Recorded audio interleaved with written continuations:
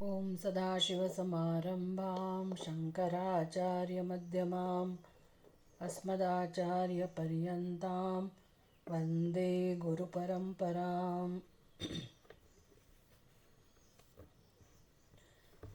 ॐ नमो ब्रह्मादिभ्यो ब्रह्मविद्यासम्प्रदायकर्तृभ्यो वंशर्षिभ्यो महद्भ्यो नमो गुरुभ्यः। सर्वोपप्लवरहितः प्रज्ञानगणः प्रत्यगर्तो ब्रह्मैवाहमस्मि।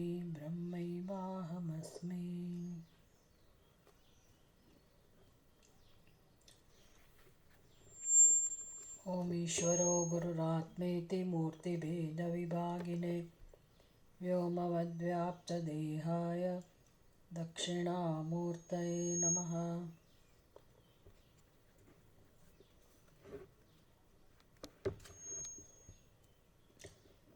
ब्रह्मसूत्र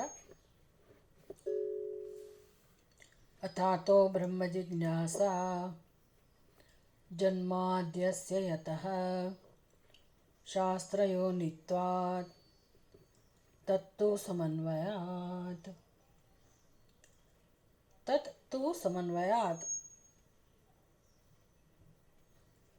એટલે શંકરાચાર્યજીએ પોતાના ભાષ્યમાં ચોથા સૂત્રના ભાષ્યની અંદર જ સમજાવ્યું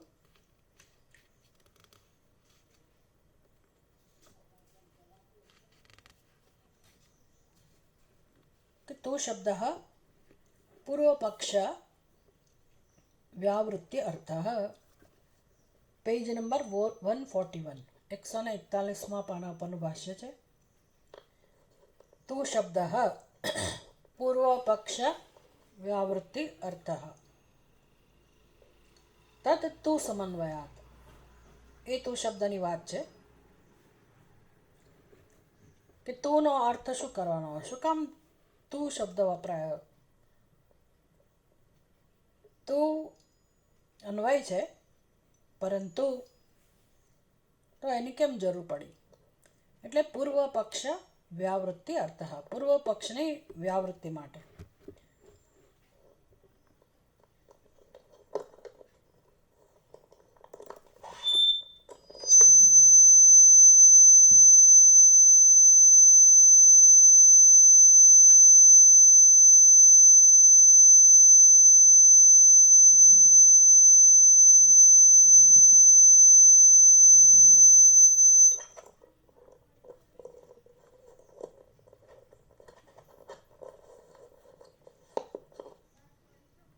પૂર્વ પક્ષ કયો? પૂર્વ પક્ષની વ્યાવૃત્તિ માટે તો ગઈકાલે આપણે જે ચર્ચા કરી એ તમને યાદ હોવી જોઈએ।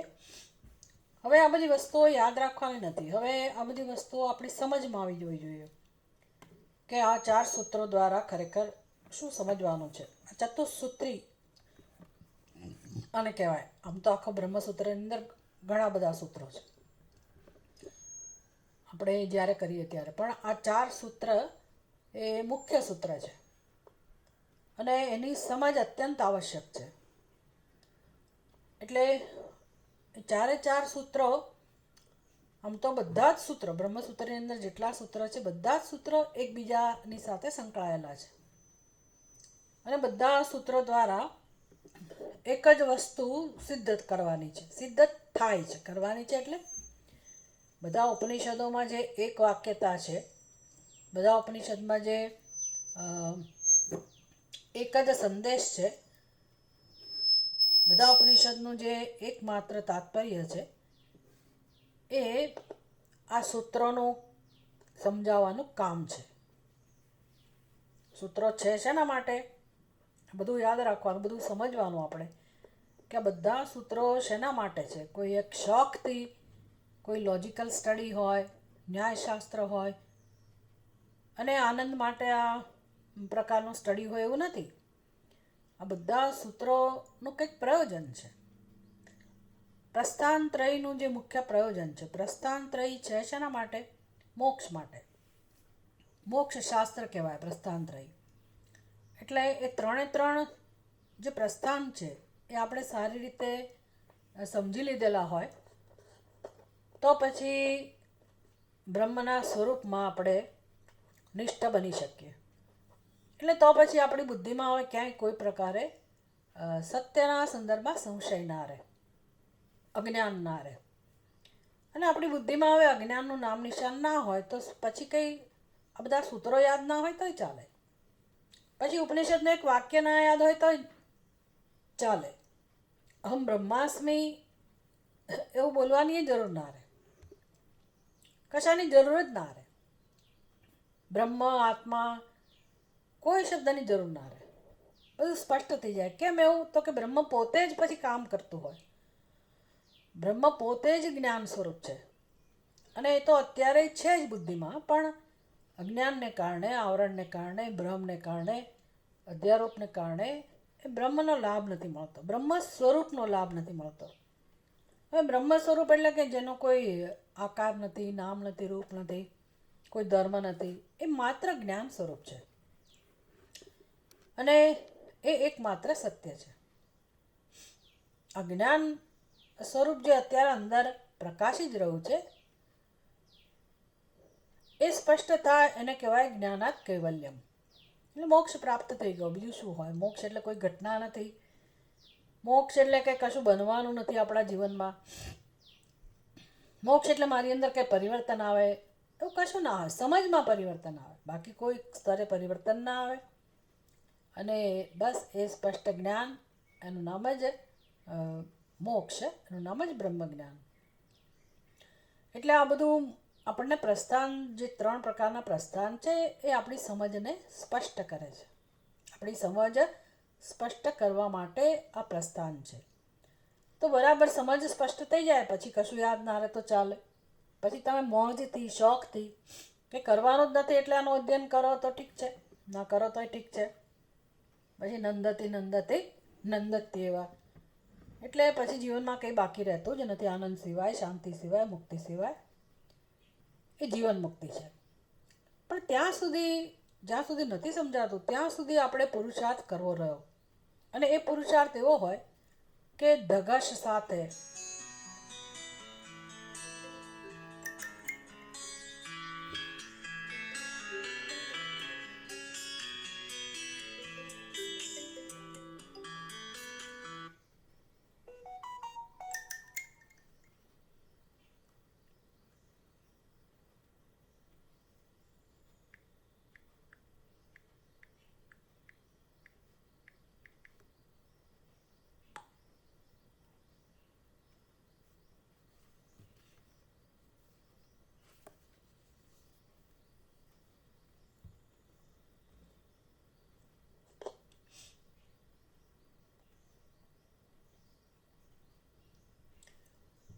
એટલે ધગશ સાથે, ઉત્સાહ સાથે આપણે બરાબર સમજવાની છે વસ્તુને, કે આ બધા વાક્યો આપણને કઈ રીતે આપણું સ્વરૂપ સમજાવી રહ્યા છે. એટલે એક વાક્ય, એક સૂત્ર બીજા સૂત્ર સાથે કઈ રીતે સંકળાયેલું છે, અને એ બધા સૂત્રો આપણને ઉપનિષદનું તાત્પર્ય સમજાવે છે. જેથી એ સિદ્ધાંત સ્પષ્ટ થઈ જાય તો બીજું કંઈ કરવાનું રહેતું નથી જીવનમાં. કેવળ અજ્ઞાન નિવૃત્તિ માટે આપણે લાગેલા રહીએ. અને એ જ ખરેખર મુક્ત જીવન છે, જ્યાં કોઈ કરવાનો બોજો નથી કે હજી મારે આ કરવાનું રહી ગયું, પેલું કરવાનું રહી ગયું, આ પાઠ રહી ગયો, પેલો પાઠ રહી ગયો, આટલા જપ રહી ગયા. એ બધું તમે તમારા રુચિ પ્રમાણે ભલે જે કરતા હો, પણ આમાં કશું કરવાનું રહેતું નથી. માત્ર સાચી સમજ માટે મગજ દોડાવવાનું છે. એટલે કશી વાર પણ નથી કે ભાઈ મારી અંદર કંઈક મને અનુભૂતિ થાય પછી હું સ્વીકારું કે હા હું બ્રહ્મ છું, એવી જરૂર નથી. બ્રહ્મનો અનુભવ થઈ જ રહ્યો છે, એ ખોટી રીતે થઈ રહ્યો છે, કારણ કે આપણે એને ખોટી રીતે સમજીએ છીએ. જેમ જેમ એને સાચી રીતે સમજીએ એમ બ્રહ્મ એના સાચા સ્વરૂપમાં અનુભવાય, એનું મોક્ષ. એટલે આ તત્વ સમન્વયાત, એમાં જે તું શબ્દ છે એ પૂર્વ પક્ષની વ્યાવૃત્તિ માટે છે. પૂર્વ પક્ષની વ્યાવૃત્તિ એટલે વ્યાવૃત્તિ એટલે નિરાકરણ. હવે એનું ખંડન કર્યું, નિરાકરણ કર્યું, એને જવાબ આપી દીધો, એમાં જે ભૂલ છે એ સમજી લીધી, એને કહેવાય વ્યાવૃત્તિ, ખંડન. પણ પૂર્વ પક્ષ જ યાદ ના હોય તો શું કરવાનું? એટલે ગઈકાલે આટલા દિવસોમાં જે કંઈ આ ચર્ચા ચાલી એ પૂર્વ પક્ષની ચર્ચા ચાલી. પૂર્વ પક્ષ શું સમજાવે છે? પૂર્વ પક્ષનું કામ એક જ છે. પૂર્વ પક્ષનું કહેવું છે, પૂર્વ પક્ષ એટલે કર્મકાંડ વિભાગ, મીમાંસકા. એમનું કહેવું એવું છે કે ભાઈ આ ઉપનિષદના વાક્યોથી બ્રહ્મજ્ઞાન ના થાય, અને એ તમે માત્ર બસ સમજી લો, જ્ઞાન પ્રાપ્ત કરો એટલાથી મોક્ષ ના થાય, તમારે કંઈક કરવું જ જોઈએ. બસ આટલો જ પૂર્વ પક્ષ છે. કશું કરવું જ જોઈએ. અને માટે શાસ્ત્ર સીધું આ વેદાંત શાસ્ત્ર છે બ્રહ્મજ્ઞાન માટે, મોક્ષ માટે પ્રમાણ બનતું નથી. એનો સંબંધ કર્મ સાથે છે, ઉપાસના સાથે છે. આ પૂર્વ પક્ષ હતો. એટલે તું શબ્દથી હવે સ્પષ્ટ કરે છે કે ભાઈ આ ઉપનિષદના વાક્યો ક્યારેય કોઈ પ્રકારે આપણી પાસે કર્મ કે ઉપાસના એવી અપેક્ષા રાખતા નથી. એમાં કર્મનો આદેશ નથી. કોઈ રીતે કર્મ સાથે સંકળાયેલા, ઉપાસના સાથે સંકળાયેલા વાક્યો નથી. એક કેવળ અર્થવાદ, સ્તુતિ માટે નથી. એનું પ્રયોજન એક જ છે, અજ્ઞાનની નિવૃત્તિ. ચલો હવે આપણે આગળ જોઈએ. તદ બ્રહ્મ સર્વજ્ઞમ સર્વશક્તિ જગત ઉત્પત્તિ સ્થિતિલય કારણમ વેદાંત શાસ્ત્રાત એવ અવગમ્યતે. શંકરાચાર્યજી કહે છે કે ભાઈ એ બ્રહ્મ જે છે, સત્યમ જ્ઞાનમ અનંતમ બ્રહ્મ, જેના માટે ઉપનિષદ વર્ણન કરે છે આ શબ્દો દ્વારા, જેનું વર્ણન કરે છે કે બ્રહ્મ કેવું છે, સત્યમ જ્ઞાનમ અનંતમ. આ જે બ્રહ્મ છે તદ બ્રહ્મ, જેનું સ્વરૂપ છે સર્વજ્ઞ સર્વશક્તિ. અને એ બ્રહ્મને ને આપણને શું સંબંધ છે? એ બ્રહ્મને અને જગતને શું સંબંધ છે? તો કે એ બ્રહ્મ જગતનું કારણ છે. જગતની ઉત્પત્તિ એમાંથી થાય છે, જગતની સ્થિતિ એના કારણે છે, અને જગતનો લય જેમાં થાય છે. યતો વા ઇમાની ભૂતાની જાયન્તે યેન જાતાની જીવંતી યમ પ્રયંતિ અભિસંવિશંતિ તદ બ્રહ્મ વિજિજ્ઞાસસ. તો શિષ્યને કહે છે ગુરુજી કે હે શિષ્ય, તારે આ બ્રહ્મને જાણવું જોઈએ. યતો વા ઇમાની ભૂતાની જાયન્તે, જેમાંથી આ બધા જીવો જન્મ્યા છે, જેમાંથી સમસ્ત સૃષ્ટિ ઉત્પન્ન થઈ છે, એટલે કે આપણો જન્મ જેમાંથી થયો છે, અને આપણે જેને કારણે જીવી રહ્યા છીએ, જે આપણને સત્તાને સ્ફૂર્તિ આપે છે, જેને કારણે આપણું અસ્તિત્વ છે, અને પાછા જેમાં આપણે લય પામીએ છીએ. હવે આ શબ્દો જે છે ને, ઉત્પત્તિ સ્થિતિ લય, એ તો ખરેખર આપણે માનીએ છીએ એટલે એ શબ્દો વપરાયા છે. આપણે સર્વત્ર આનો અનુભવ કરીએ છીએ કે ભાઈ ઘડાનો જન્મ થયો, ઘડો છે, અને ઘડો નાશ પણ પામે છે. એમ જગતમાં દરેક જીવ, દરેક નામરૂપ, દરેક પદાર્થ ઉત્પન્ન થાય છે, એનો જન્મ થાય છે, સર્જન થાય છે, પછી એ કેટલાક સમય માટે હોય છે, અને કેટલાક સમય પછી એનો નાશ થાય છે. કેટલીક વસ્તુઓ એવી હોય ક્ષણભર માટે ઉત્પન્ન થાય અને એનો નાશ થાય. કેટલા બધા બેક્ટેરિયા એવા હોય કે જન્મ્યાના જોતજોતામાં નાશ પામ્યા. કેટલીક વસ્તુઓ જેમ કે બધા જીવોનું આયુષ્ય જુદું જુદું હોય. કેટલાક 100 વર્ષ, 500 વર્ષ, 1000 વર્ષ અસ્તિત્વ ધરાવતા હોય. જડ વસ્તુઓ પણ, કેટલાક વૃક્ષો હજારો વર્ષ સુધીનું આયુષ્ય હોય.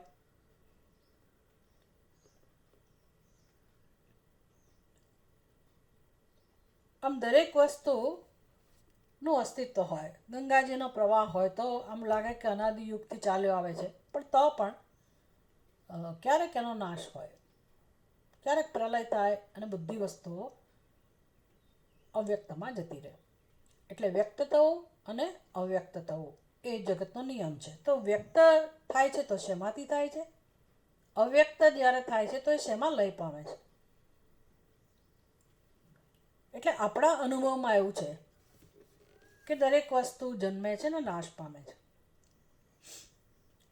એ થોડા સમય માટે હોય કે લાંબા સમય માટે. બસ આટલું જ આપણે જાણીએ છીએ, આટલું આપણે અનુભવીએ છીએ અને આટલું જ આપણે સમજીએ છીએ. પછી વિચાર નથી કરતા કે આ ઘડાનો જન્મ થયો બરાબર છે, પણ ઘડાનો જન્મ અને ઘડાનો નાશ શેને કારણે છે? ઘડો જન્મ્યા પહેલાં શું હતો? તો કે માટી હતો. ઘડો નાશ પામે પછી શું હોય? તો કે માટી હોય. તો અત્યારે શું છે વર્તમાનમાં? એ વિચાર નથી કરતા આપણે. એ વિચાર કરીએ તો સમજાય કે ભાઈ ઘડો તો ખાલી કહેવા ખાતર ઘડો છે, એનું અસ્તિત્વ તો માટીને કારણે છે.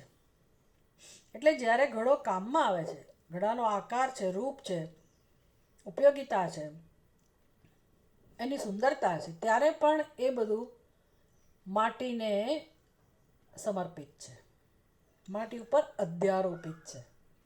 છે તો બધું માટીનું જ. માટી ઘડા રૂપે દેખાય છે, વ્યક્ત થાય છે, વળી માટી પોતાના સ્વરૂપમાં જતી રહે છે પાછી. એટલે માટીમાં કોઈ પરિવર્તન નથી. માટી આવી દેખાય છે ઘડાના રૂપમાં. સર્વ અવસ્થામાં માટી જ છે. તો કોનો જન્મ થયો? કોઈનોય નહીં. એમ સર્વ અવસ્થામાં સચ્ચિદાનંદ સ્વરૂપ પરમાત્મા જ છે. એ જીવના રૂપમાં હોય, જગતના રૂપમાં હોય, ગમે તે રૂપમાં હોય, પરમાત્મા જ આ રીતે અભિવ્યક્ત થયેલો છે. આ ઉપનિષદને સમજાવવું છે, કારણ કે આપણે એવો વિચાર કરતા નથી. એટલે ઉપનિષદ આ બધું સમજાવે છે. એને કહેવાય સર્વમ ખલ્વિદમ બ્રહ્મ અથવા એકમેવા દ્વિતીયમ. અને માટે ઉપનિષદના વાક્ય છે ઇદમ અગ્રે સત એવ આસીત. ગુરુજી કહે છે કે ઇદમ અગ્રે, આ જગત સર્જન થયા પહેલાં સત એવ આસીત. સત સિવાય બીજું કશું નહોતું. એટલે અત્યારે શું હોય? જેમ આપણે કહીએ કે આ ઘડો પહેલાં માટી જ હતો, માટી સિવાય કશું નહોતો, તો એનો શું થયો? અત્યારે ઘડો છે ત્યારે પણ એ માટી જ હોય. આમ આપણી બુદ્ધિ નામરૂપ ઉપરથી એના તત્વ ઉપર જાય. તો પછી આપણે આ પોતાનું નામરૂપ છે, પોતાનો જન્મ થયો છે એવું જાણીએ છીએ, બીજાનો જન્મ થયો એવું જાણીએ છીએ, તો એ બધા ખરેખર કોણ છે? બધું શું છે? જળ હોય કે ચેતન હોય, પંચ મહાભૂત હોય ને સૂક્ષ્મ હોય ને સ્થૂળ હોય ને જે પણ હોય, એ બધું ખરેખર કોણ છે? ખરેખર શું છે? તો કે એક જ છે, સત, ચિત અને આનંદ. અને એ અનુભવાય પણ છે. એટલે જો મારી અંદરથી હું સચ્ચિદાનંદ કાઢી નાખું, ખાલી કલ્પના કરવાની છે, નીકળી તો ના શકે. મારી અંદરથી સચ્ચિદાનંદ સ્વરૂપ લઈ લેવામાં આવે તો મારું અસ્તિત્વ રહે જ નહીં. ઘડાની અંદરથી સચ્ચિદાનંદ લઈ લેવામાં આવે તો પણ ઘડો ના રહે. જગતમાંથી સર્વનામ રૂપમાંથી સચ્ચિદાનંદ સ્વરૂપ લઈ લો તો નામ નિશાન ના રહે, કોઈ વસ્તુ રહે જ નહીં. એટલે એવું ના રહે કે જળ જગત અને સચ્ચિદાનંદ સ્વરૂપ આત્મા બીજી બાજુ, આવું તો છે નહીં. એટલે ઉપનિષદને આ સમજાવવું છે કે જે છે અત્યારે કેવળ સચ્ચિદાનંદ સ્વરૂપ પરમાત્મા છે. સર્વમ જ્ઞાનમયમ રે રે સર્વમ જ્ઞાનમયમ તદ બ્રહ્મ સર્વજ્ઞમ સર્વશક્તિ જગદ ઉત્પત્તિ સ્થિતિ લય કારણમ વેદાંત શાસ્ત્રાત એવ અવગમ્યતે. તો આ જ્ઞાન કોણ આપે છે? કોઈ નથી આપતું. કેવળ અને કેવળ વેદાંત શાસ્ત્ર જ આપે છે. વેદાંત શાસ્ત્ર એટલે શું? વેદ, વેદનાંત ભાગ. કથમ, કેવી રીતે આપે છે આ જ્ઞાન? કેવી રીતે સમજાવે છે? કેવી રીતે આ સિદ્ધ કરે છે કે સત્યમ જ્ઞાનમ અનંતમ બ્રહ્મ, એક જ સત્ય છે એવું શેના ઉપરથી સિદ્ધ થાય છે? તો કે સમન્વયાત, સમન્વયથી.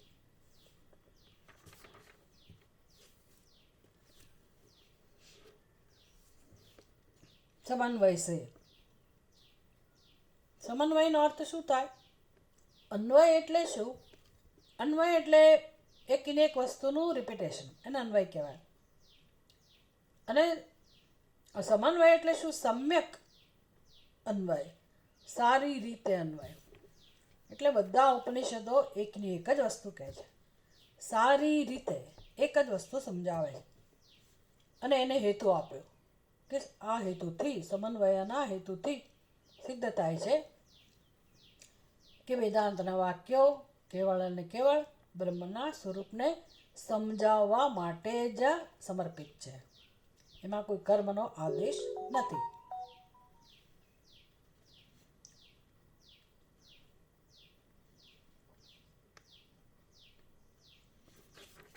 હવે ભાષ્યમાં આગળ જોઈએ 142માં પાના ઉપર. સર્વેષુ હિ વેદાંતેષુ વાક્યાની તાત્પર્યેણ એતસ્ય અર્થસ્ય પ્રતિપાદકત્વેન સમનુગતાની. સર્વેષુ હિ વેદાંતેષુ વાક્યાની, જે ચર્ચા કરી એ જ કહે છે. સર્વેષુ હિ વેદાંતેષુ. વેદાંત બહુવચન કેમ વાપર્યું? સર્વેષુ વેદાંતેષુ. બધા બંને એક જ શબ્દો છે.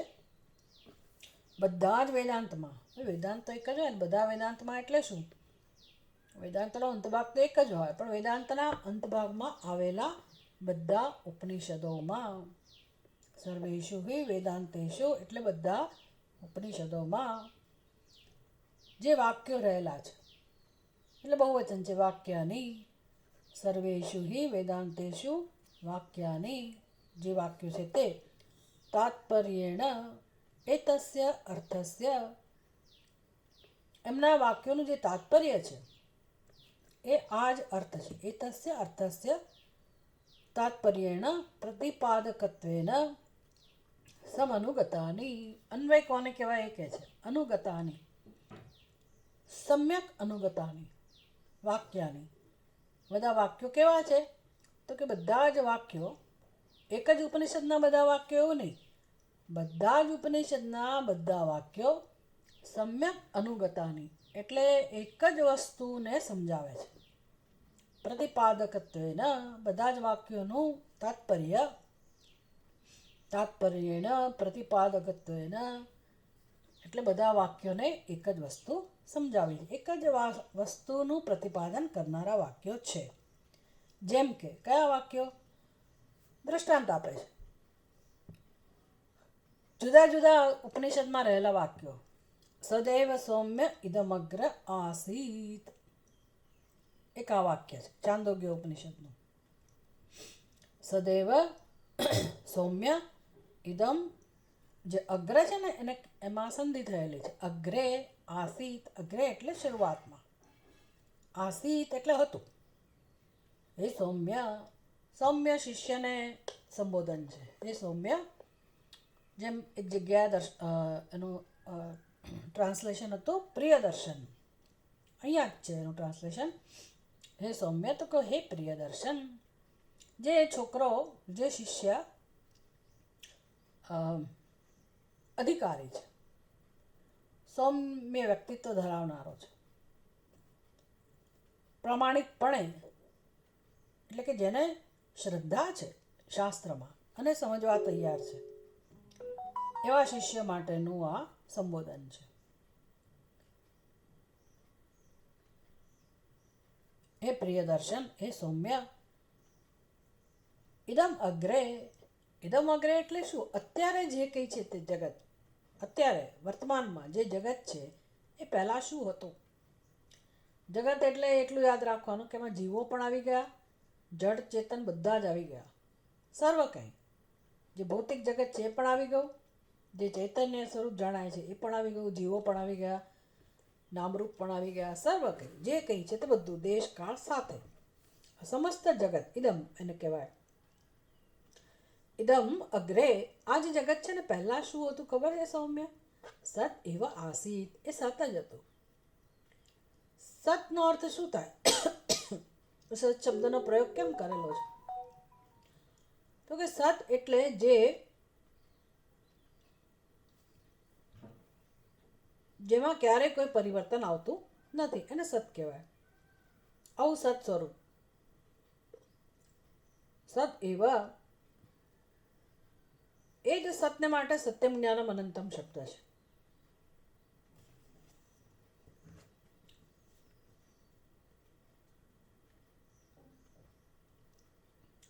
સદ એવ સૌમ્ય ઇદમગ્રે આસીત. બીજું વાક્ય, એ સત કેવું હતું? સત સિવાય બીજું કયું હતું? તો કે ના, એકમ એવ અદ્વિતીયમ. વળી પાછળનું વિશેષણ છે કે સત એક જ હતું. એક સત હતું એવું નહીં, સત એક જ હતું, સત સિવાય કંઈ નહોતું. નહીંતર શું હોય કે ભાઈ આ સૃષ્ટિના પહેલાં તો એક સૂર્ય હતો કે એક ધરતી હતી, એટલે કે બીજા 5 મહાભૂતો પણ હતા, પણ એમાંથી એક મહાભૂતની વાત છે કે એક ધરતી હતી, એક સૂર્ય હતો. તો કે એવું એક નહીં, એક સિવાય કશું હતું જ નહીં. એને કહેવાય એકમેવ અદ્વિતીયમ. એકમેવ અદ્વિતીયમ. તો આ પણ છાંદોગ્ય ઉપનિષદનું વાક્ય છે, એકમેવ અદ્વિતીયમ. આવું સત કે જેના સિવાય કશું નહોતું.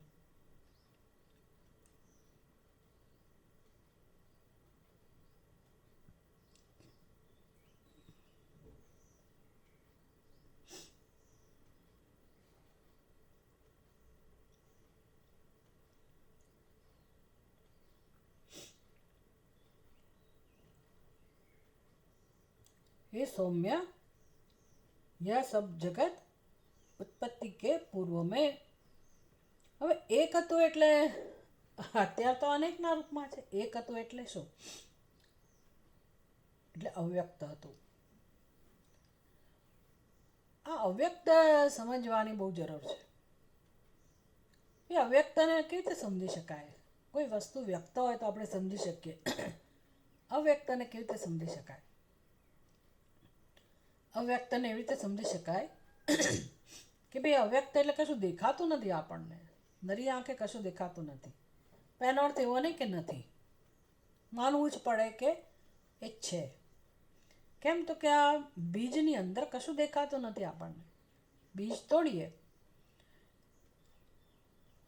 તમે જાંબુનો ઠળિયો તોડો તો કંઈ દેખાતું નથી અંદર, અવ્યક્ત છે. પણ એ અવ્યક્ત કેવા પ્રકારનું છે? તો કે આપણે એ અવ્યક્તના ઉપર, અવ્યક્તના વિશે આપણે પછી નિર્ણય કરવો પડે. કેવો નિર્ણય કરવો પડે? તો કે જાંબુડાનો ઠળિયો ક્યાંથી ઉત્પન્ન થયો? જાંબુમાંથી પ્રાપ્ત થયો. આખું જાંબુ હતું, એમાંથી ઠળિયો નીકળ્યો, એ ઠળિયાને તોડ્યો. ઠળિયો શેમાંથી પ્રાપ્ત થયો? જાંબુમાંથી. જાંબુ ક્યાંથી પ્રાપ્ત થયો? ઝાડ ઉપરથી. ઝાડ એટલે શું? તો જેમાં અનેક વસ્તુઓ છે, અનેક વસ્તુઓ, અનેક જાંબુ પણ છે, અનેક પાંદડા છે, અનેક ડાળીઓ છે, કેટલી બધી વસ્તુઓ છે. પણ એ આટલું મોટું વૃક્ષ એ શેમાંથી પ્રાપ્ત થયું? જાંબુડાનો ઠળિયો જાંબુમાંથી, જાંબુના વૃક્ષ ઉપરથી. પણ એ વૃક્ષ શેમાંથી પ્રાપ્ત થયું? તો કે તો પાછું જાંબુડાનો ઠળિયો આવ્યો ત્યારે આ વૃક્ષ ઉગ્યું. એટલે ચોક્કસ આ જાંબુના બીજમાં, જાંબુના ઠળિયામાં, બીજમાં જે દેખાતું નથી પણ એવું કંઈક અવ્યક્ત જરૂર છે, અને આમાં જ છુપાયેલું છે બીજમાં, અને એમાંથી આ જાંબુનું વૃક્ષ ઉત્પન્ન થયેલું છે. પ્રત્યક્ષ છે. આ બધા અનુભવ આપણે કરીએ જ છીએ. આખી સૃષ્ટિનું સર્જન આ રીતે થાય છે. જેનું પણ સર્જન થાય છે એની પહેલાંની અવસ્થા કેવી હોય છે? અવ્યક્ત. એને કહેવાય અવ્યાકૃત. હવે જાંબુના ઠળિયામાં જે અવ્યક્ત છે, કે કેરીના ગોટલામાં જે અવ્યક્ત છે, કે કોઈ પણ બીજ એની અંદર જે અવ્યક્ત છે, એ તમે એમાં ભેદ સમજી શકો? આપણને દેખાતા નથી. એટલે હવે વિજ્ઞાન ગમે તેટલું આગળ વધ્યું હોય અને એ સિદ્ધ કરે, જેને આપણે DNA કહીએ, તો બરાબર છે, એવું કોઈક સાધન છે, પણ નક્કી શું થાય છે? દેખાતું નથી પણ કંઈક છે તો ખરું જ. એટલે આપણે એને કશું નથી કે શૂન્ય છે એવું ના કહી શકીએ. એટલે કયો શબ્દ વપરાયો છે શાસ્ત્રમાં? અવ્યાકૃત. અવ્યાકૃત, અનંત. અવ્યાકૃતમાં અનંતનું સર્જન થવાની સંભાવના છે. તો એવું અવ્યાકૃત, ઉત્પત્તિના પૂર્વમાં આ અવ્યાકૃત બ્રહ્મ હતું. હવે અવ્યાકૃત ને જાણે છે કોણ? અવ્યાકૃતને ધારણ કોણ કરી શકે, કોની ક્ષમતા હોય, કોણ આ અત્યંત સૂક્ષ્મ ડીએનએ કહો, અવ્યાકૃત કહો, એને કોણ ધારણ કરી રાખે છે, એ કોણ કોણ સાચવી રહે છે, કોણ આધાર આપે છે? કોઈક તો હોવું જોઈએ, કોઈક તત્વ કે જે અવ્યાકૃતને જાળવી રાખે છે. એટલે અવ્યાકૃતની અંદર અનેક અનેક રૂપ પ્રગટ થવાની સંભાવના છે. એટલે રૂપ એટલે શું? સંસ્કાર. ભાઈ લીમડાનું ઝાડ, આંબો હોય એનું ઝાડ, બધા સંસ્કાર થયા જુદા જુદા. એટલે એ સંસ્કારોની ભિન્નતા છે જે સૂક્ષ્મ સ્તરે. જેમ કે જ્યાં કોઈ ગરબડ થતી નથી, જાંબુનો ઠળિયો વાવીએ અને લીમડાનું ઝાડ ઉગે, લીંબોળીનો ઠળિયો વાવો અને પછી એમાંથી કેરી ઉગે, આવી ગરબડ ના થાય. એ સંસ્કાર જળવાઈ રહ્યા છે. એટલે સંસ્કારોમાં પાછી અનેકતા છે, પણ એને સાચવે છે કોણ? અવ્યાકૃત. તો અવ્યાકૃતને સાચવનાર કોઈ બુદ્ધિમાન તત્વ હોવું જ જોઈએ. કોઈ ઓટોમેટિક આપોઆપ થાય એવું ના હોય. આ બધું જ્ઞાન છે. એટલે આખા બ્રહ્માંડમાં આ જે ઉત્પત્તિ થાય છે એમાં જે પણ વિવિધતા છે, એમાં જીવો પણ આવી ગયા, મનુષ્ય પણ આવી ગયો, કારણ કે આપણું પણ ડીએનએ છે. દરેકના સંસ્કાર છે, દરેક જીવના. તો એ બધાને સાચવી રાખનાર કોઈ જળ વસ્તુ હોય તો કોણ હોય? એ બુદ્ધિમાન, સર્વજ્ઞ, સર્વશક્તિમાન એવું જ તત્વ હોય. અને એ પણ વ્યક્ત તો ના જ હોય, એ પણ અવ્યક્ત હોય, પણ એ જ્ઞાન સ્વરૂપ હોવાથી અનુભવી શકાય. તો એનો અર્થ કે મારી અંદર પણ એવું તત્વ હોવું જ જોઈએ એક તો, કારણ કે મારું મૂળ છે, એમાંથી હું ઉત્પન્ન થઉં છું, અને એ મારો આધાર છે. એટલે અત્યારે પણ એ હોવું જ જોઈએ. હોય તો કેવું હોય? જ્ઞાન સ્વરૂપ હોય. તો મારી અંદર એવી કઈ વસ્તુ છે જે જ્ઞાન સ્વરૂપ છે? સચ્ચિદાનંદ સ્વરૂપ તો સર્વત્ર આ છે. એનું નામ સત્યમ જ્ઞાનમ અનંતમ બ્રહ્મ. એટલે હે સૌમ્ય, ઇદમ અગ્રે સત એવ આસીત, એક હિ અદ્વિતીય, એકમ એવા દ્વિતીયમ, એ એક જ છે. હવે તમે પછી તરત જ એમણે બીજું વાક્ય આપ્યું જેની ચર્ચા કરીએ આપણે, કે તમને શું લાગે છે એ સત એટલે શું હોઈ શકે? આત્મા. આત્મા વા ઇદમ એકમ, ઇદમ એકઃ એવ અગ્રે આસીત. એટલે પહેલાં કહું કે સદ આસીત, પછી શું કહે છે બીજા ઉપનિષદમાં? આત્મા વા ઇદમ એકમ એકઃ. બે આ એક આત્મા જ હતો અગ્રે, સૃષ્ટિના પ્રારંભમાં. એટલે ભાઈ સૃષ્ટિના પ્રારંભમાં આત્મા હતો. ભાઈ અત્યારે હું છું એનું શું? તો કે આની જ વાત છે. આ પહેલાં એ હતો, અત્યારે એ જ છે ને પછી એ જ હોય, કારણ કે એ જ બધાનો આધાર છે, અધિષ્ઠાન છે. અને બીજું કોઈને પણ આત્મા છે. જેને માટે સત શબ્દ વપરાયો એ બીજું કોઈની પણ આત્મા છે. આત્મા વા ઇદમ એકઃ એવ અગ્રે આસીત. So beautiful. બધા ઉપનિષદોના વાક્યો કેટલા સુંદર છે. અત્યારે ઉપનિષદનું આ વાક્ય છે. પછી હજી એક બીજું વાક્ય છે, તદ એતદ બ્રહ્મ. કારણ કે આપણે કદાચ એવું માની લઈએ કે ભાઈ આત્માની વાત છે એટલે મારો એકનો આત્મા હોય, તો કે ના, એ આત્મા ખરેખર કેવો છે? તદ એતદ બ્રહ્મ. એ આ બ્રહ્મ, બીજું કોઈ નહીં. આત્મા, આત્મા એટલે બીજું કોઈ નહીં પણ બ્રહ્મ. તદ એતદ બ્રહ્મ અપૂર્વમ. અપૂર્વમ, અપૂર્વમ એટલે એની પૂર્વમાં કોઈ નહોતું. જાંબુના બીજની પૂર્વમાં કોઈક હતું, પણ એ જે અવ્યાકૃત છે એ એની પહેલાં હતું. પણ અવ્યાકૃતની પહેલાં કોણ હોય? તો કે બ્રહ્મા. બ્રહ્મની પહેલાં કોણ હોય? કોઈ નહીં. એને કહેવાય અપૂર્વમ, અનપરમ. પછી એટલે અપૂર્વમ એટલે અકારણ, એનું કોઈ કાર્ય નથી.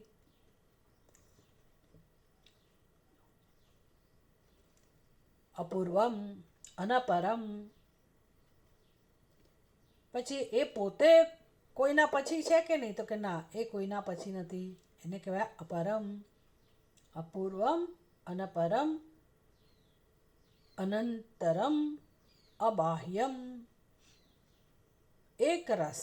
અનંતરમ એટલે એની અને બીજું કોઈ હોય એનાથી ભિન્ન એવું પણ નથી. એ બ્રહ્મમાં જ ખંડ હોય? તો કે ના, એવું પણ નથી. એમાં કોઈ વિભાગ હોય, સજાતીય, વિજાતીય કે સ્વગત, એવા કોઈ વિભાગે નથી. એટલે એના હાથ પગ નથી, અવયવો નથી, એની સમાન કોઈ નથી. અને કયા અનંતરમ, એક રસ જે છે. અને અબાહ્યમ, અનંતરમ અબાહ્યમ. અબાહ્યમ એટલે એ જ અર્થ અદ્વિતીયમ. આ એક વાક્ય છે.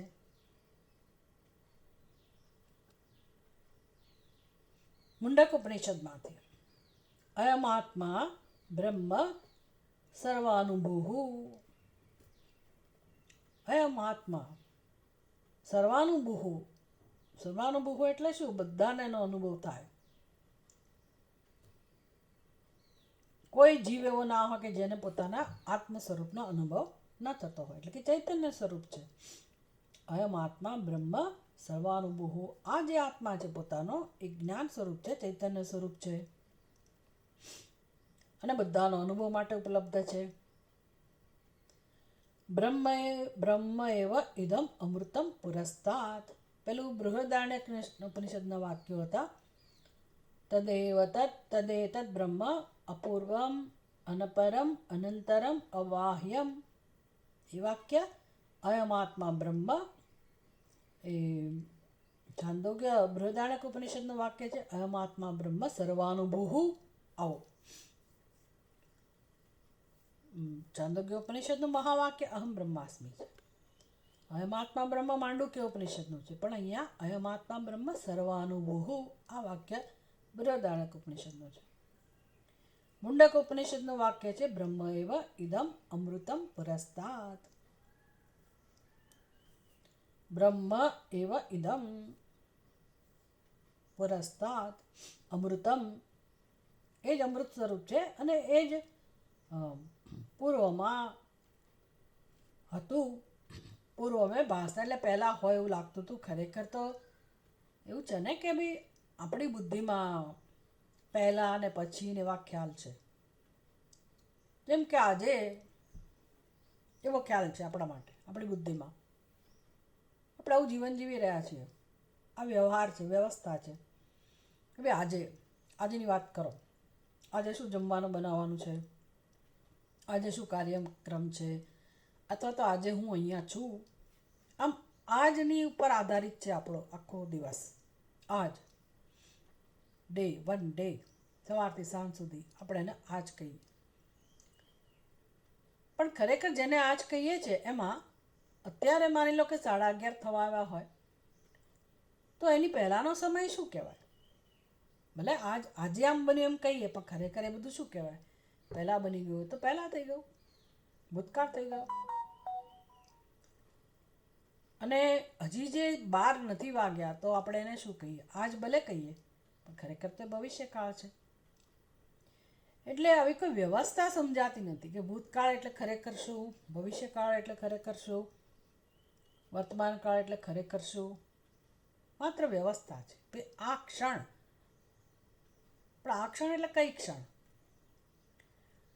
તમે સમયનું વિભાજન કરતા જાઓ તો સેકન્ડ. સેકન્ડ એટલે શું? મારું વાક્ય પૂરું થયા પહેલાં સેકન્ડ તો જતી રહે. એટલે ખરેખર વર્તમાન કાળ કોને કહેવો? સિદ્ધ જ નથી થતો વર્તમાન કાળ. વર્તમાન કાળ સિદ્ધ ના થાય તો ભૂતકાળ કોને કહેવો, ભવિષ્યકાળ કોને કહેવો?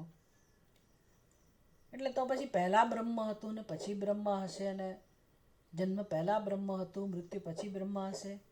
આ તો બધી કલ્પના છે, ખાલી શબ્દો છે, શબ્દ પ્રયોગ છે. કેમ તો કે વર્તમાન જ સિદ્ધ નથી થતો તો પછી પહેલાં ને પછી કેવી રીતે સિદ્ધ થાય? તો શું છે, શું વસ્તુ શું છે? બસ તો કે છે. બસ જેનો સ્વભાવ છે હંમેશા છે છે છે છે છે. વર્તમાન તો કે છે, ભૂતકાળ તો કે છે, ભવિષ્યકાળ તો કે છે. એટલે છે તો પછી અનુભવાય છે વર્તમાન. છે હોય છે તો પછી ભવિષ્યની કલ્પના થાય છે. ભવિષ્યની કલ્પના વર્તમાનમાં જ થાય. ભૂતકાળનો વિચાર પણ વર્તમાનમાં જ થાય. વર્તમાનનો વિચાર એ વર્તમાનમાં જ થાય. એટલે બધું કોના ઉપર આધારિત છે? તો કે છે ઉપર. છે કહીએ બરાબર છે, પણ કોણ કહી રહ્યું છે? હું કહી રહ્યો છું. તો હું એટલે કોણ? કે હું છું એટલે આ બધું વિચાર થઈ શકે છે. તો પછી હવે છું કહેવું પડે. હું છું એટલે આ હોવાપણું છે કે છું એ કોનો સ્વભાવ નક્કી થાય છે? જ્ઞાન સ્વરૂપ હોય એનો જ. શરીર એવું નથી કહેતું કે આજનો દિવસ, ગઈકાલનો દિવસ. શરીર કંઈ નથી બોલતું. સમજ પડે છે ને? એને કંઈ લેવા દેવા નથી. આપણે કાળની કલ્પના કરી છે. કલ્પના કરનાર એ કોણ છે? જ્ઞાન સ્વરૂપ. તે જ્ઞાન સ્વરૂપ કોણ છે? તો કે સચ્ચિદાનંદ સ્વરૂપ આત્મા, જેનો સ્વભાવ છે છું હોવો. આમ આ જ એક સત્ય સાબિત થાય છે. એના ઉપર વર્તમાનકાળ, ભૂતકાળ, ભવિષ્યની કલ્પના છે. એમાંથી આ બધી આપણો જે સંસાર છે એ આરોપિત થયેલો છે, અધ્યારોપિત થયેલો છે. એટલે બ્રહ્મ એવ ઇદમ અમૃતમ પુરસ્તાત. તો આ અમૃત સ્વરૂપ છે આત્મા.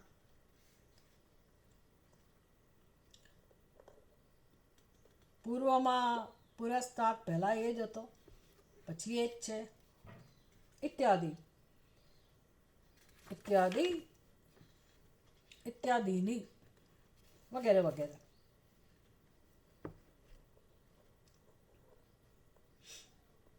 ઇત્યાદિ વાક્ય એટલે ઇત્યાદિની એટલે શું સમજવાનું? ઇત્યાદિની વાક્યાની આવા અનેક અનેક વાક્યો અને બધા જ ઉપનિષદોમાં છે. જેટલા ઉપનિષદો છે એમાંથી તમને બધે આવા વાક્યો મળશે. બધા વાક્યનો અર્થ શું થાય છે? ધારો કે પહેલું વાક્ય હતું સદૈવ સૌમ્ય ઇદમગ્રે આસીત. તો એનો અર્થ શું થાય છે? ઇદમગ્રે સત એટલે કે એક સતની વાત છે. બીજું વાક્ય છે એકમૈવ દ્વિતીયમ. તો કોની વાત છે? એ જ સતની. આત્મા વા ઇદમ એકમ એવ અગ્રે આસીત. એ સત એટલે બીજું કોઈ નહીં, આત્મા. તદેતદ બ્રહ્મ. હવે પાછો બ્રહ્મ શબ્દ વપરાયો. પૂર્વમ, અપૂર્વમ અને પરમ. તો કહું કે ભાઈ પહેલાં ને પછી ને એમાં તો દરેક વખતે આત્મા જ સાબિત થાય છે. તો કે એની જ વાત કરીએ છીએ અમે. એ જ બ્રહ્મ, અયમ આત્મા બ્રહ્મ. કોને અનુભવ નથી થતો? સર્વાનુભૂ, બધા જીવોને અનુભવ થાય છે. આ જ અમૃત છે. એ અમૃત સ્વરૂપ જ છે. કારણ કે એનું ક્યારેય મૃત્યુ નથી. અને માટે એનો સ્વભાવ જ છે હોવું. તો પહેલાં એ જ હોય, પછી એ જ હોય. આવું સમજાવનારા અનેક વાક્યો ઉપનિષદમાં છે. ઇત્યાદિની વાક્યાની તમને હિન્દી ટ્રાન્સલેશન જોવું હોય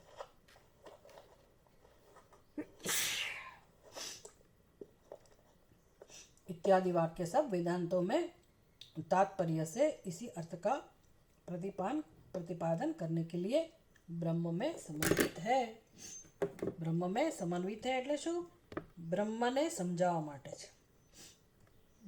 બ્રહ્મનું જ વર્ણન કરનારા છે. એને કહેવાય બ્રહ્મ में समन्वित है. वेदांत में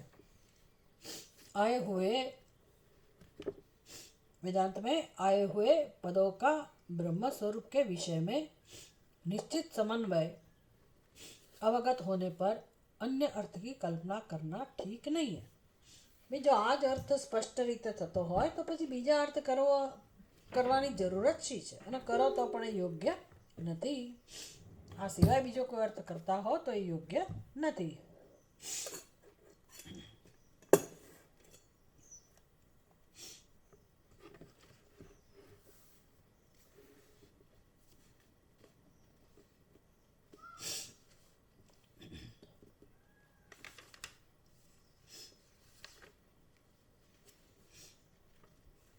भाष्यकार कहते न च तद्गतानां पदानां ब्रह्मस्वरूप विषये निश्चिते समन्वये अवगम्यमाने અર્થાંતર કલ્પના યુક્ત.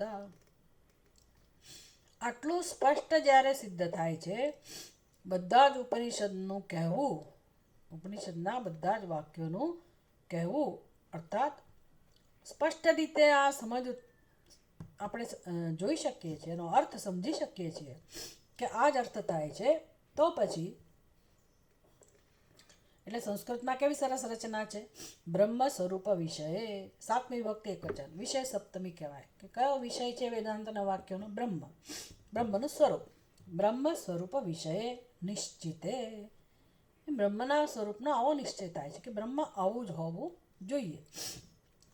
તદ્ગતાનામ પદાનામ, એટલે બ્રહ્મ વિષયને સમજાવનારા, બ્રહ્મના સ્વરૂપને સમજાવનારા વાક્યો એને કે તદ્ગતાનામ પદાનામ, નિશ્ચિતે સમન્વયે, બધાનો તમે અર્થ કરો તો પણ આ જ થાય છે, અવગમ્યમાને, સમજી શકાય છે સ્પષ્ટ રીતે, ત્યારે અર્થાંતર કલ્પના, ભાઈ એનો બીજો અર્થ થાય છે એવી કલ્પના ન યુક્તા, અર્થાંતર કલ્પના ન યુક્તા, ન જે પહેલાં છે ને અહીંયા લઈ આવવાનો, ન યુક્તા એટલે બીજી કલ્પના કરવી યોગ્ય નથી. કઈ કલ્પનાની વાત હશે, કઈ કલ્પનાની વાત હશે? ભાઈ બધા વાક્યો બ્રહ્મને નથી સમજાવતા પણ જગતને સમજાવે છે, એવી કલ્પનાની વાત નથી આ. કઈ કલ્પના? પૂર્વ પક્ષ યાદ રાખવાનો કે ભાઈ આ બધા વાક્યો કર્મમાં જોડનારા છે, ઉપાસનામાં જોડનારા છે, વિધિ બતાવે છે, આવી કલ્પના કરવી યોગ્ય નથી. શું થાય જો તમે એવો અર્થ કરો તો? શ્રુતહાનિ, શ્રુતહાનિ ઉપનિષદનું અપમાન છે, એમાં શ્રુતિનું અપમાન છે, અને અશ્રુત કલ્પના પ્રસંગાત, અને આ તમારી કપોળ કલ્પિત વાતો છે જે શ્રુતિમાં નથી કહેવાય, તમે જાતે ઉપજાવી કાઢેલી છે. એટલે આ બધું સમાજમાં બની રહ્યું છે, લોકો જાતે ઉપદેશ આપવા બેસી જતા હોય છે, થોડું ઘણું સાંભળીને ઉપદેશ આપવા બેસી જાય, પોતાની જાતે બધો સત્સંગ કરવા માંડે, પોતાની જાતે ગુરુ સ્થાપિત કરે, લોકો એવા હોય એને ગુરુ માને, અને જાત જાતનું ચાલી રહ્યું છે બધું. એટલે શું આપણે સમજવાનું છે, ઉપનિષદનો કયો બોધ લેવાનો છે, ઉપનિષદનું તાત્પર્ય શું હોય, આ બધી સ્પષ્ટતા હોવી અત્યંત જરૂરી છે. ન ચ તેષામ કર્તૃ સ્વરૂપ પ્રતિપાદન પરતા અવસીયતે, વળી આ બધા વાક્યો, ચા એટલે વધુમાં, વધુમાં તેષામ, તેષામ એટલે બધા વાક્યોમાં, વાક્યનો અર્થ કર્તૃ સ્વરૂપ પ્રતિપાદન પરતા, પરતા એટલે આપણે જોયું હતું ને અધિકરણની અંદર કે આ વાક્યો બ્રહ્મપરાહ વા કર્તૃપરાહ દેવતા પરાહ, આ પરાહ શબ્દ એટલે સમર્પિત છે, એમ પરતા, પરતા એટલે પછી એનો ભાવવાચક શબ્દ બન્યો કે ભાઈ એ આના પરત્વે છે. શેના પરત્વે? કર્તૃ સ્વરૂપ પ્રતિપાદન પરતા, એટલે કર્તૃ સ્વરૂપનું પ્રતિપાદન કરનારા વાક્યો છે એવું તમે કહેતા હતા. તો કે છે ન ચ તેષામ કર્તૃ સ્વરૂપ પ્રતિપાદન પરતા અવસીયતે, અવસીયતે એટલે નક્કી થાય છે, બે આવું નક્કી થાય છે કે એ કર્તૃ સ્વરૂપનું પ્રતિપાદન કરનારા નથી. વેદાંતના વાક્યો કર્તૃ સ્વરૂપ એટલે કે કર્તા વિશે કશું કહેતા નથી, કર્તૃનું વર્ણન કરતા નથી. કોનું વર્ણન કરે છે? આત્માનું વર્ણન. કર્તૃત્વને સાબિત નથી કરતા. હવે જો કર્તાને સાબિત કરતા હોય તો એનો કર્મમાં પ્રયોગ શક્ય હોય. કર્તાના કર્તૃનું કર્તૃત્વ સિદ્ધ થતું હોય, કર્તા વિશે એટલે કે એનો અધિકારી, કર્મનો અધિકારી, એના વિશેની સમજ આપતા હોય તો બરાબર છે કે ભાઈ હા ચલો આ અધિકારી છે, એણે કર્મ કરવું જોઈએ, અને એ દ્વારા વેદાંતના વાક્યો કર્મમાં જોડે છે. પણ તમે જુઓ તો ખરા ઉપનિષદના વાક્યો શું સમજાવે છે? તત્કેન કંપશ્યેત, બૃહદારણ્યક ઉપનિષદ એનું વાક્ય છે તત્કેન કંપશ્યેત. તો આવો બ્રહ્મજ્ઞાની શેનાથી જોવે, કોને જોવે? કારણ કે હવે જોનારો જ નથી. જોનારો નથી એટલે શું? હવે એની આંખો જતી રહી, જોઈ નથી શકતો એવી વાત છે? બ્રહ્મજ્ઞાની જોઈ નથી શકતો એવી વાત છે? ભાઈ બ્રહ્મજ્ઞાની જોવે પણ છે, એની ઉપાધિ પણ છે, એને બધું દેખાય પણ છે, એટલે જોનારોય છે, એને દેખાય પણ છે, દ્રષ્ટા પણ છે, દ્રશ્ય પણ છે, દર્શન પણ છે, બધું જ છે. પણ હવે એની સમજ કેવી છે? તો કે જે જોનારો હું છું એ પણ સચ્ચિદાનંદ સ્વરૂપ બ્રહ્મ, હું જેને જોઉં છું એ દર્શન કહેવાય, એ પણ સચ્ચિદાનંદ સ્વરૂપ, અને દ્રશ્ય જે મને દેખાય છે એ પણ સચ્ચિદાનંદ સ્વરૂપ આત્મા જ છે. એટલે કે ભેદ બુદ્ધિ જતી રહી, કર્તૃત્વ જતું રહ્યું, બધા કારકો જતા રહ્યા ઇત્યાદિ ક્રિયાકારક ફલ નિરાકરણે શ્રુતે હે. તો આ શ્રુતિ શું કરે છે? બધાનું નિરાકરણ કરી નાખે છે. જે ભેદ બુદ્ધિ હતી ને એનું નિરાકરણ થઈ જાય. કેવી શાંતિ! એનો અર્થ એ તો કે જે ભેદ બુદ્ધિ છે ત્યાં જ કર્મ છે, ત્યાં જ સંસાર છે. કયો સંસાર?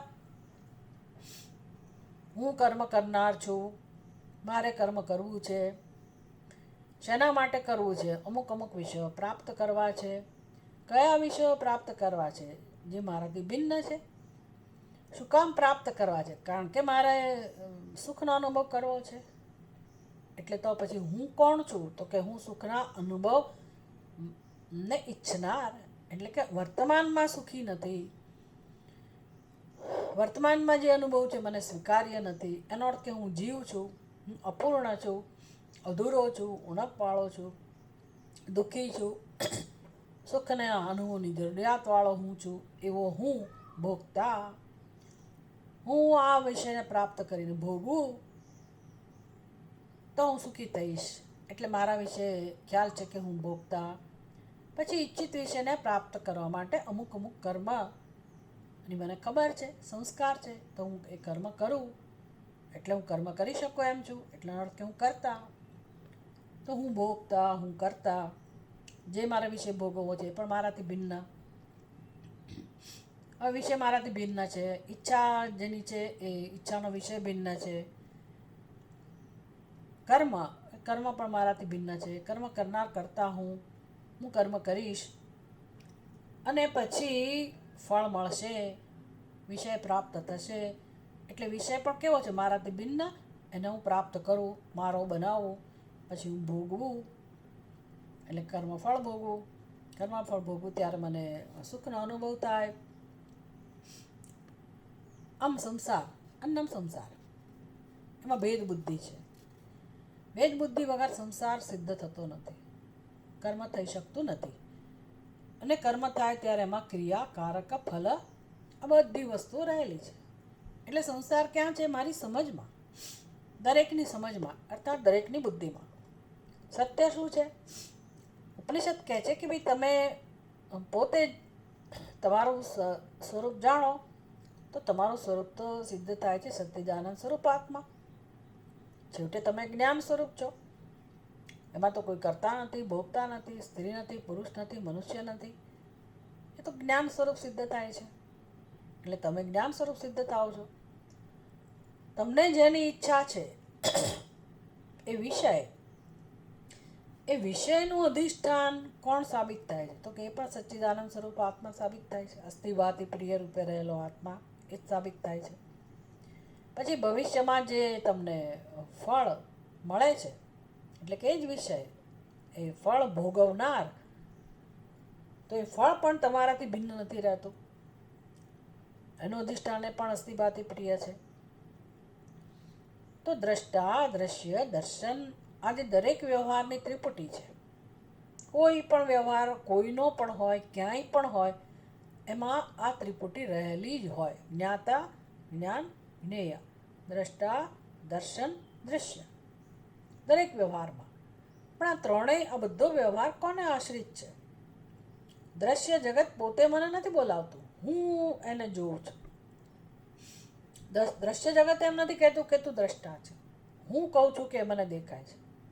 એટલે મારા ઉપર આશ્રિત છે. આમ બધું મારા ઉપર આશ્રિત છે. અને હું જેને હું કહું છું એ કોના પર આશ્રિત છે? સચ્ચિદાનંદ સ્વરૂપ આત્મા ઉપર. એટલે છેવટે કેટલા તત્વ રહે છે? એક જ તત્વ, સચ્ચિદ અને આનંદ, અસ્થિભાતિ પ્રિય. જે કહેવું એ કહો, પણ એ છે કોણ? તો કે મારો આત્મા. એટલે મારો આત્મા એટલે શું? આ શરીરનો આત્મા, શરીરની અંદર રહેલો આત્મા? તો કે ના, એને શરીર સાથે કોઈ સંબંધ નથી. હા, શરીર એના વગર ના હોઈ શકે, પણ એ પોતે તો છે જ. અને બધા જ શરીરો એના પર આશ્રિત છે. એનું પોતાનું કોઈ શરીર નથી. એટલે શરીરના રૂપમાં એ જ છે. શરીરના રૂપમાં એ જ છે. જડ વસ્તુના રૂપમાં એ જ છે. આમ સર્વત્ર એને એ જ છે. એની જ લીલા છે.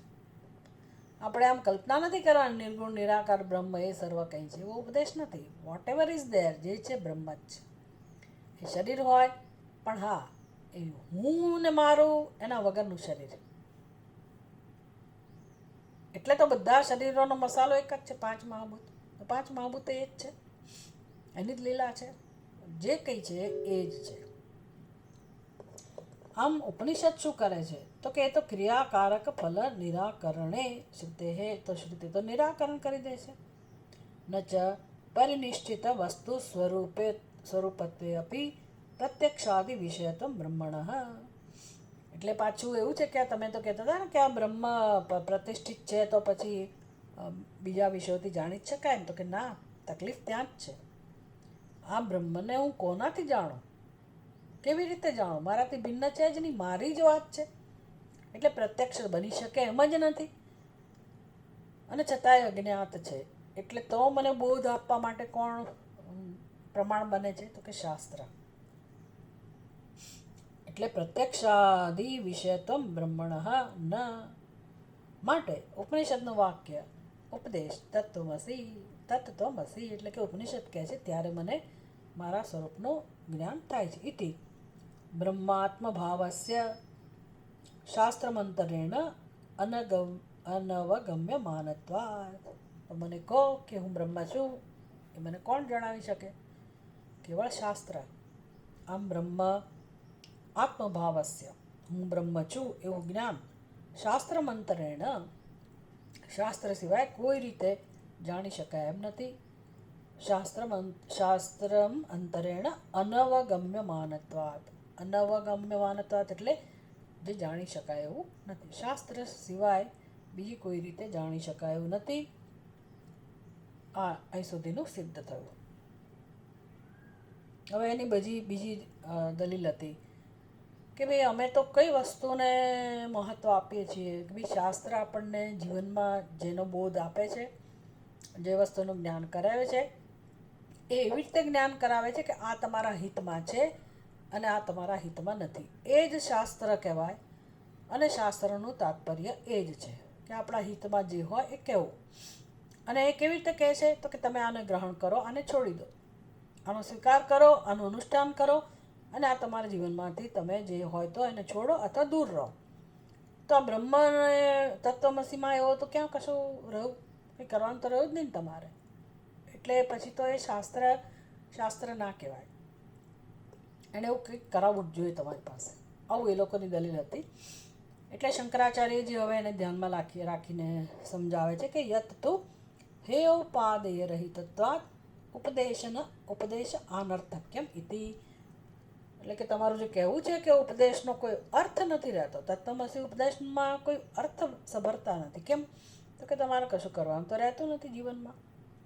કે કર્મ તો હોવું જોઈએ ને કે ભાઈ આ ગ્રહણ કરો, આ છોડો, આને પ્રાપ્ત કરવા કર્મ કરો, આને છોડવા કર્મ કરો, ધર્મનું પાલન કરો, સત્યમ વદ, ધર્મમ ચર, હિંસા મા કુર્યાત, હિંસા ન કરો. એને કહે હેય ઉપાધિ. આવું તો કંઈ છે જ નહીં તત્વમસીમાં. એટલે એનો કોઈ અર્થ રહેતો નથી એવું એ લોકોની દલીલ હતી. તો એનું શું? એટલે શંકરાચાર્યજી એને હાથમાં લેશે અને એનો જવાબ આપશે નૈષ દોષ કરીને, કે એમાં કોઈ દોષ નથી. આપણે પછીના ક્લાસમાં સમજીશું. ઓમ પૂર્ણમદ પૂર્ણમિદમ પૂર્ણાત પૂર્ણમુદચ્યતે પૂર્ણસ્ય પૂર્ણમાદાય પૂર્ણમેવાવશિષ્યતે. ઓમ શાંતિ શાંતિ શાંતિ. હરિ ઓમ. શ્રી ગુરુભ્યો નમઃ. હરિ ઓમ.